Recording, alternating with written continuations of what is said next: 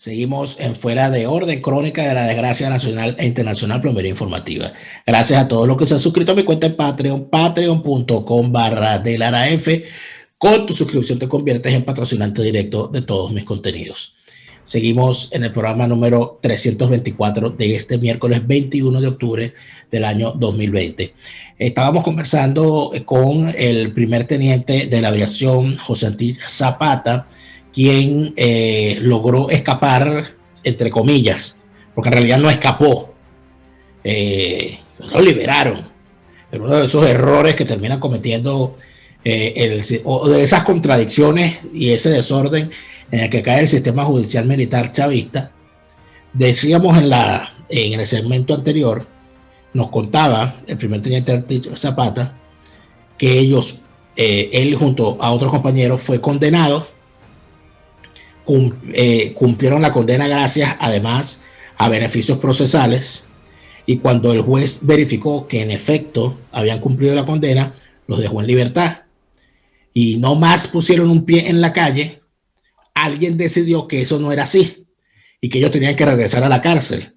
Capturaron a uno de ellos, que es el primer teniente Peter Moreno Guevara, y los demás escaparon, siendo luego capturado el primer teniente Luis Lugo, y quien habla con nosotros y otro oficial lograron escapar del país y ponerse a buen resguardo.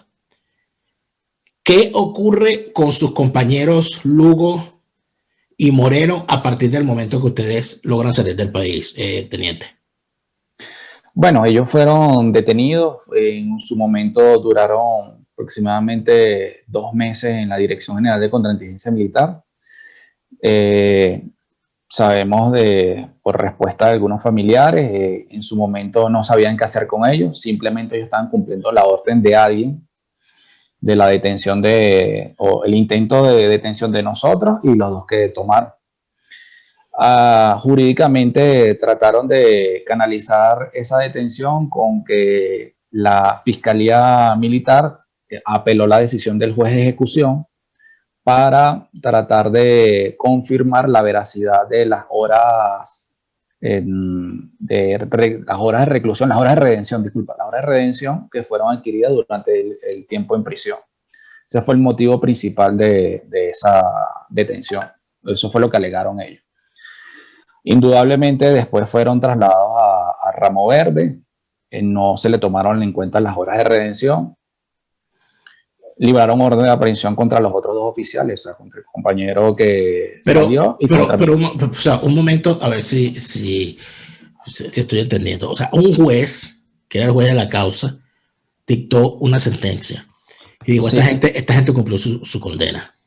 Exactamente. ¿Qué funcionario? O sea, fue un juez superior el que dijo, no, vuelvan a la cárcel. ¿Quién fue el que decidió en este interín, en estas horas que pasaron desde el momento de la liberación, que ustedes debían volver a la cárcel? ¿Alguien les dijo?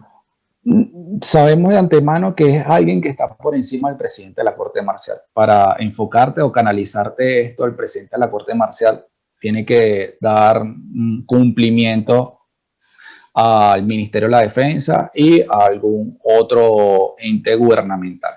El presidente de la Corte Marcial no es autónomo de una decisión. Un juez militar tampoco es autónomo de una decisión.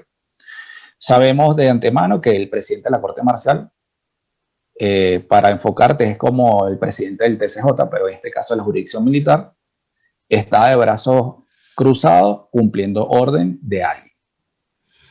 Ahora, el funcionario que detiene al primer teniente Peter Moreno, ¿quién es? ¿Alguien en la cárcel? ¿Alguien en Ramo Verde? El que lo detiene, cuando lo detienen en su casa, no, fue una comisión del SEBIN. ¿Lo fueron a buscar a su casa? Sí, realmente, así como lo fueron a detener en su casa, fueron a cada uno de los domicilios donde nos encontramos nosotros. Pero, donde ustedes casualmente no estaban. Bueno, tuvimos que huir porque... llegó el pitazo. Exactamente, y bueno, así como pudo haber sido Peter, pudo haber sido yo el que agarraron de primero y los primera enseñanza, ya yo lo había escuchado: si eres preso político y te liberan, cuando te liberen no te vayas a tu casa. Ya me lo han dicho varios varios presos políticos liberados que les ha pasado más o menos lo mismo. Ahora, Sí. vamos entonces al tema. Detienen a Peter Moreno, se lo llevan, pero volvamos a la sentencia. La sentencia era de 4 años y a ustedes les faltaba por cumplir un año que se lo redimieron gracias a el trabajo en la cárcel. Supongamos que les quiten esas horas de trabajo. Vamos a suponer que se las quiten y que ustedes tengan que cumplir la sentencia completa. ¿Cuándo se cumple la sentencia? Peter Moreno tuvo que haber cumplido su pena el 20 de octubre del año 2019, o sea, hace un año. Es decir, que la sentencia original, sin contar las horas de trabajo por las cuales ustedes lo liberaron, se cumplieron el año pasado, el 20 de octubre. Exactamente. Ayer casualmente cumple un año de secuestro sin ningún justificativo del teniente Peter Moreno, el teniente Luis Lugo. Y, o sea, ¿qué esperanza tú les das al resto de la población de presos políticos militares que están próximos a cumplir su pena y se ve en el espejo este panorama que está ocurriendo con estos oficiales? Yo conversé ayer con la señora Marilu Guevara, la señora madre de Peter Moreno, que me he hablado, creo que lo he entrevistado ya 3 veces desde el momento en que su hijo cayó preso. Por supuesto, ella está muy afectada porque su hijo sigue preso y además de eso, porque en medio de toda esta situación de la pandemia, desde que empezó todo esto no han podido siquiera verlo.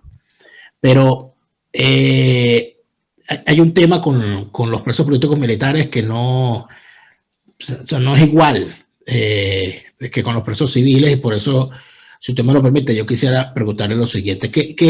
O sea, ustedes pasan normalmente, entiendo que la formación todavía es de 5 años en la escuela militar.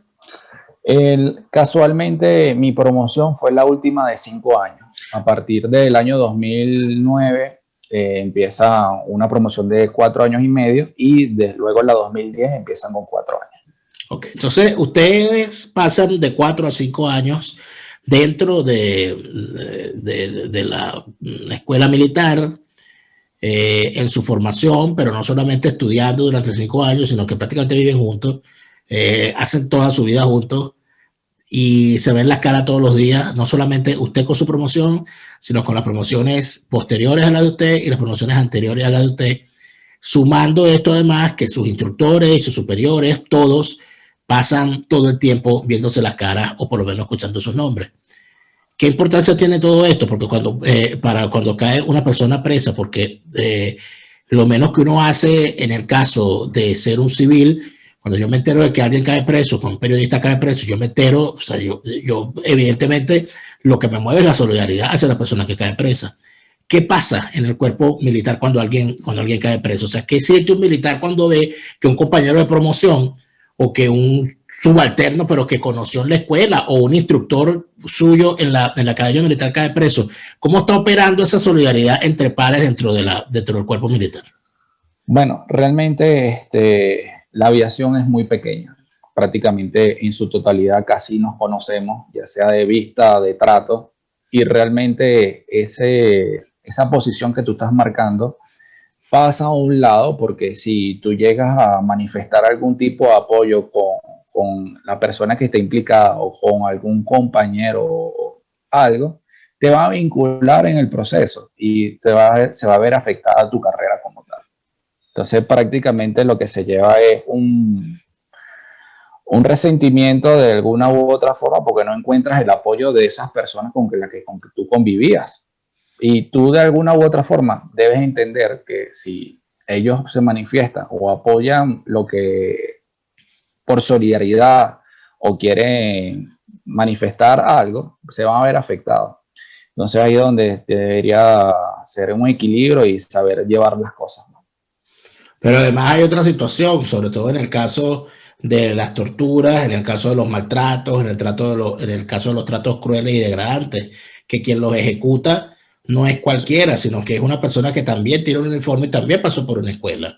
¿Qué genera eso finalmente cuando cuando ustedes que tienen un uniforme, ven a alguien con uniforme vejándolos de esa manera? Bueno, realmente te comento, es algo bastante extraño porque a veces hasta los mismos custodios tú los conoces. Entonces, ellos tratan como de expresar y de manifestar de que quieren apoyarte, pero están bajo esta posición y realmente no se quieren ver afectados. O sea, es un tema tanto complejo, o sea, es difícil. Indudablemente también hay personas que se aprovechan de la situación y quieren perjudicar mucho más o tratan de mantener una posición bastante radical para mantener distancia y quizás cuidar su carrera. Cuando se cae, porque es caer en desgracia prácticamente, ¿no? En el caso de un Sí, militar, porque un periodista cae preso político y al salir de la cárcel tendrá una gran historia que seguramente hay que contar y que escribir. Y seguramente tendrá 50 ofertas distintas de 50 medios para seguir ejerciendo su trabajo. Igual, qué sé yo, igual un político tendrá un lauro en su currículo para decir que fue perseguido y preso político, etcétera. Pero en el caso de un militar, al salir luego de cumplir su pena, perdió su carrera. O sea, esto, o sea, la cosa es como un poquito más dolorosa, ¿no? sí, es complicado porque muy pocas veces tú de repente podrías ejercer lo que tú estudiaste durante tu año en las distintas escuelas militares, lo puedes ejercer en la calle. Realmente la formación militar sí trata de ser bastante completa, pero al momento de ir a la calle es complicado conseguir algún trabajo que vaya acorde al pensum de estudio que tú cumpliste o el perfil. Ya al momento en que el detenido o el preso político militar, o sea, se da cuenta de que está dentro de cuatro paredes y unos barrotes, de que ya no hay vuelta atrás, de que se perdió la carrera militar, de que sea cual sea el momento de su liberación, probablemente no regresará al asunto. O sea, que, ¿cuál termina siendo la perspectiva? O sea, ¿qué se termina pensando? ¿Qué voy a hacer yo con mi vida al salir? Porque perdí mi carrera militar. ¿Se piensa en algún regreso a la vida militar? ¿Se piensa en alguna venganza contra el régimen que hizo lo que hizo? ¿O simplemente están la mayoría de los militares tratando de ver cómo se reconstruye su vida? Bueno, indudablemente eso va de acuerdo a la personalidad de la persona. Claro, Hay claro. algunos que quieren regresarse y hacer su vida con su familia y pasar el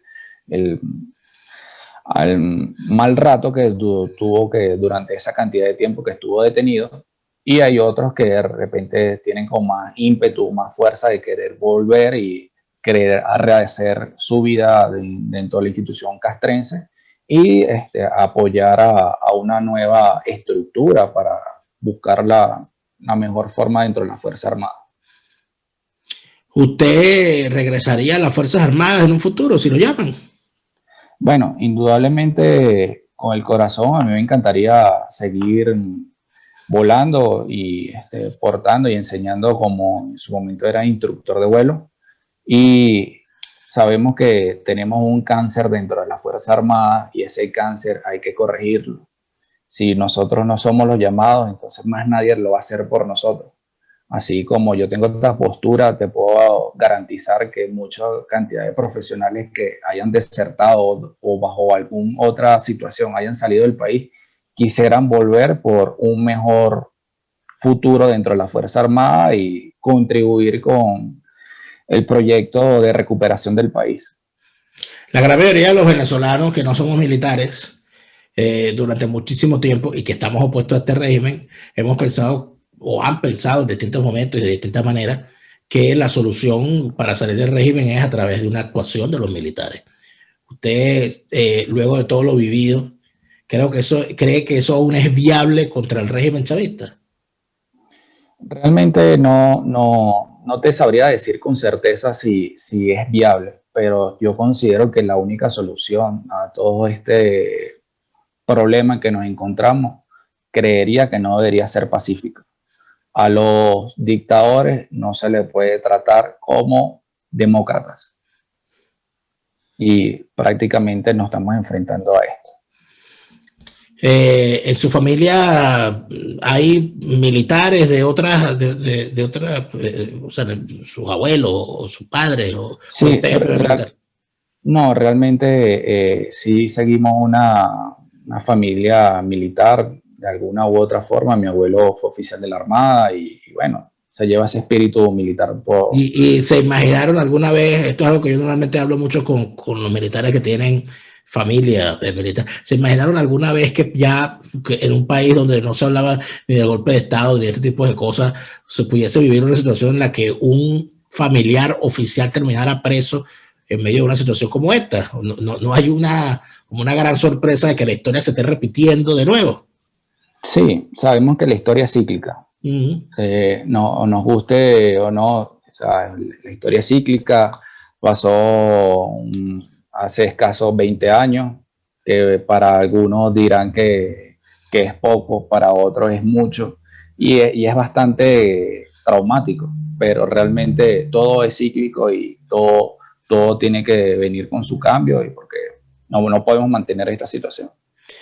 Entiendo que la principal motivación suya para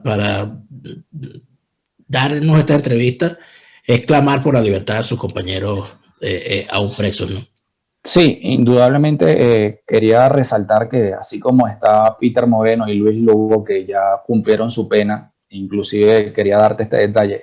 El 20 de octubre del 2019, el presidente de la Corte Marcial le manifestó a los familiares de Peter Moreno, cuando se entrevistaron con él en la Corte Marcial, que fueran a Ramo Verde, que el juez de ejecución iba con la boleta de excarcelación.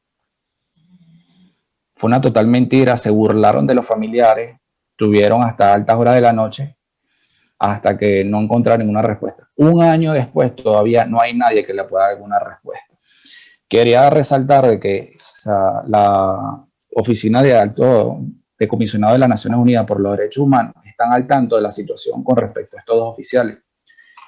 El otro oficial que quedaba detenido, que es el primer teniente Henry Salazar Moncada, que no te lo había mencionado, sino que era como el otro oficial que estaba detenido, prácticamente ya está próximo a cumplir su pena en su totalidad sin deberle nada a nadie el 23 de enero.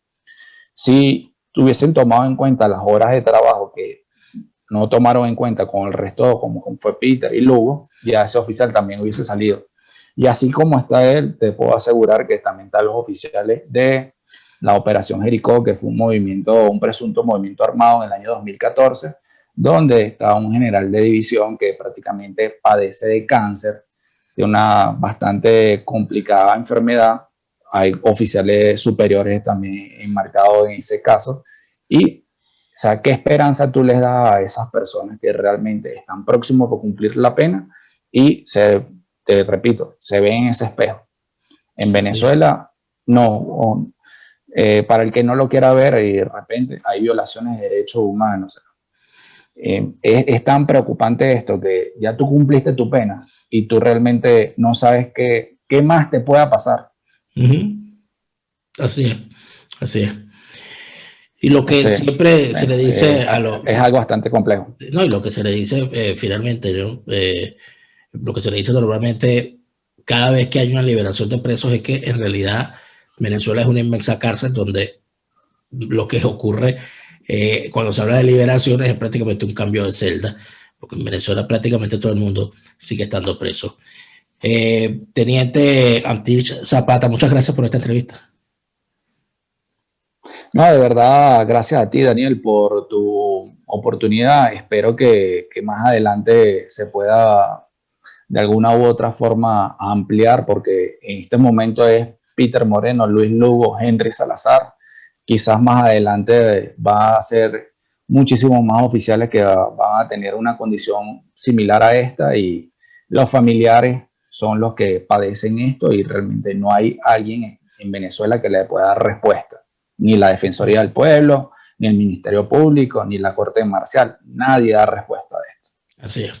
Muchísimas gracias a el primer teniente José Antich Zapata, que nos ha narrado con bastante detalle lo que ha ocurrido con estos casos de militares presos, aún cuando tienen su condena plenamente cumplida.